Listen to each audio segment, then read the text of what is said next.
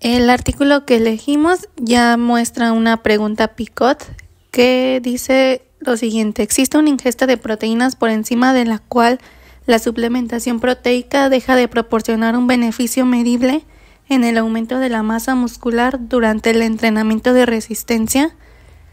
Podemos identificar que la población diana no lo especifica. La exposición del estudio es la ingesta de proteínas y la suplementación proteica. La intervención del estudio es el aumento de la masa muscular durante el entrenamiento de resistencia y no especifica los resultados de valoración estudiada. Está justificada la realización del metaanálisis. En el artículo menciona que proporciona una evaluación amplia, sistemática y basada en la evidencia sobre si la suplementación proteica puede potenciar los cambios en los resultados relevantes del entrenamiento de resistencia. Y está justificada la utilización de la metaregresión. Bueno, solo menciona que se utilizó para evaluar el impacto de importantes covariables. Están descritos los objetivos de forma clara y precisa. En el documento, en este apartado de la introducción, no los proporciona, pero la recomendación sería que es importante que los mencionara para que se pueda establecer con claridad lo que se quiere lograr y para que desde este punto el lector tenga un poco más claro de lo que va a tratar el artículo. Pasando con la parte de métodos, específicamente la identificación de estudio y también en la estrategia de búsqueda, los autores nos mencionan que hicieron una búsqueda sistemática de la literatura en Medline, Embase, CINAHL y SportDiscus. Como recomendación, se hubieran utilizado operadores booleanos para ampliar esta búsqueda, ya que los autores mencionan que utilizaron mejor palabras clave y encabezamientos de temas, como lo que era la suplementación proteica y entrenamiento de resistencia o fuerza muscular. Pero esto no describe el método de búsqueda con suficiente detalle. Por ejemplo, si a lo mejor en Medline pusieron el primer encabezado, pero en CINAHL no lo pusieron, o hicieron dos combinaciones de estos tres encabezados, no lo mencionan. Por lo tanto, los autores no nos están brindando suficiente detalle sobre su búsqueda. Tampoco intentaron buscar en literatura opaca y tampoco en trabajos no publicados para evitar el sesgo de publicación. Simplemente los autores se limitaron en estos 4 buscadores ya mencionados. En la selección de estudios hay una exclusión y una inclusión. En la exclusión tenemos el número que fue de 106, agudo menor de 6 semanas, número 13. Claro que se hace una intervención de entrenamiento de resistencia con un número de 16, sin suplementación proteica con el número de 10. La proteína incluida otra sustancia potencialmente anabólica, número 11. Sin grupo de control, número 22. No es una población sana. No se pudo recuperar el texto completo y no hubo resultados apropiados. El ensayo de pérdida de peso fue del número de 6. En la inclusión, el ensayo tiene una duración mínima de 6 semanas.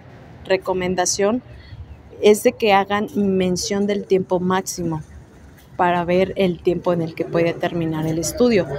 Aceptaron ensayos con personas sanas sin restricción energética. Y bueno, nosotros recomendamos que poner los rasgos de edad, eso ayudaría bastante, el tipo de actividad física, especificar el tipo de país, no especifica el tipo de estudio diana, transversal, corte, etcétera, y sin límites de criterios de selección, pero no especifica si presenta un sesgo. Tenemos la que es la parte de criterios de selección de forma específica y metaregresión está en una ingesta proteica basal de gramos de kilogramos sobre día, dosis proteica post ejercicio y tiene la edad cronológica y nivel de entrenamiento. Esta parte de metaanálisis presenta las mismas especificaciones y no estableció a priori ¿Por qué? Sus criterios no estaban bien establecidos.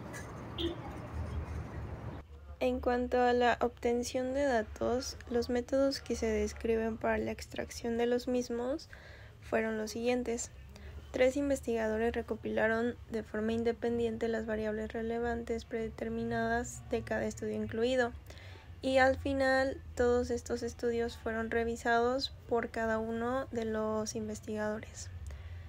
Cuando los datos no se presentaban en tablas o en texto o no se podía contactar con los autores, se extraían mediante un programa digital. Una recomendación aquí podría ser evaluar la reproducibilidad de la extracción de los datos, ya que es algo que no menciona el artículo. Síntesis de datos. Bueno, aquí tenemos la pregunta sobre si se tomaron decisiones razonables con respecto a la manera de combinar los datos. Y sí, ya que, por ejemplo, los datos se informaron en unidades diferentes, como por ejemplo libras frente a kilogramos, y se convirtieron a unidades métricas. También tenemos la pregunta sobre si se han considerado en la síntesis de factores importantes como el diseño de los estudios. Y bueno, se consideran todos los ensayos controlados, aleatorizados, que combinaron una intervención de red y un suplemento proteico. Los ensayos debían tener una duración mínima de 6 semanas. Y bueno, también tenemos la pregunta sobre si son sensibles los resultados a los cambios relacionados con el modo en que se hizo el análisis. Y bueno, tenemos que se realizaron múltiples análisis de sensibilidad para determinar si alguno de los resultados se vio influenciado por los estudios eliminados. Y como una recomendación que podríamos hacer es que sería bueno especificar cuáles fueron dichos análisis de sensibilidad. Y bueno, continuando también con la parte de la síntesis de datos, vemos que se presentan metaregresiones univariadas y de regresión lineal. Y bueno, tenemos la pregunta de: ¿se describen los métodos utilizados para evaluar la heterogeneidad de los resultados y las fuentes de heterogeneidad? Y sí, ya que se menciona que la heterogeneidad se evaluó mediante x cuadrada y y al cuadrado.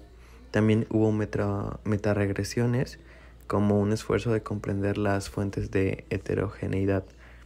Y bueno, la validez interna de cada estudio se determinó mediante una evaluación basada en dominios para cuantificar el riesgo de sesgo de cada estudio. Y este fue realizado de forma independiente por 3 investigadores. Y bueno, los datos incluidos en el metaanálisis se limitaron a estudios con menos de 3 dominios de riesgo alto o incierto. Continuando, tenemos sobre si se realizaron análisis de sensibilidad de los resultados. Y sí, ya que se realizó un análisis de sensibilidad con los 9 estudios de alto riesgo mencionados anteriormente, incluidos en los resultados, de los cuales se eliminaron para determinar si su eliminación alteró alguno de los resultados. También la inclusión de estos estudios no influyó en la diferencia de medias ni en la significancia estadística. Observamos que existe una amplia discusión sobre los resultados obtenidos en comparación con otros metaanálisis previos, y que las discrepancias encontradas probablemente se deban a los distintos criterios de inclusión de los estudios. Además, también se habla mucho sobre los efectos tanto de fuerza como de aumento de masa libre de grasa. El artículo también menciona sus limitaciones, como por ejemplo que incluyeron únicamente estudios con participantes que cumplían o superaban sus requerimientos energéticos, lo cual podría haber omitido el importante impacto de la proteína durante los periodos de pérdida de peso. En cuanto a si se concretan las consecuencias para la práctica clínica, observamos que sí, ya que al final del estudio nos menciona que las características específicas de suplementación, como por ejemplo el momento en el que se administra, la dosis de proteína post ejercicio, desempeñaban un papel mínimo, si no es que nulo, en la determinación de las ganancias de masa libre de grasa y de fuerza. ¿Se apoyan las conclusiones en el contenido de la revisión? Sí, ya que menciona que la suplementación proteica dietética aumenta los cambios en la masa muscular y la fuerza. Se abordan explicaciones alternativas y verosímiles de los efectos observados. Menciona que puede haber cambios en la fuerza y el entrenamiento de resistencia si la suplementación proteica es menor de 1,6 gramos por kilogramo de peso al día. Hay interpretaciones adecuadas acerca de la evidencia que no es concluyente. Solo se menciona que los datos son limitados y no se encontraron diferencias basadas en sexo, pero que se realizó menos trabajo en mujeres que en hombres. Y se identifican las consideraciones que resultan importantes para las personas que deben adoptar decisiones. Esto no lo menciona el artículo, pero sería importante mencionarlas ya que esto permitiría a los lectores tener una guía más clara para tomar decisiones informadas.